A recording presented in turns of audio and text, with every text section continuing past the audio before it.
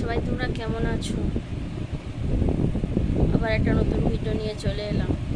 আমার শরীরটা খুবই খারাপ, দুদিন ধরে খুব জ্বর ছিল। আজ একটু ভালো আছি, তবে সম্পূর্ণ সুস্থ হইনি এখনও। আমাদের ঘরে ভাইরাস ঢুকেছে। প্রথমে বডের হলো, তারপরে আমার হলো, এখন আমার ছোট ছেলের জ্বর। তো তোমরা সবাই সাবধানে থেকো, সুস্থ থেকো।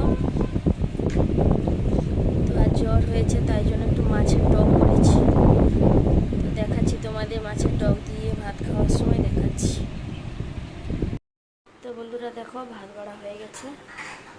এই দেখো মাছের টক, মাছের টক দিয়ে ভাত খাই। ভাত খেয়ে কথা বলছি।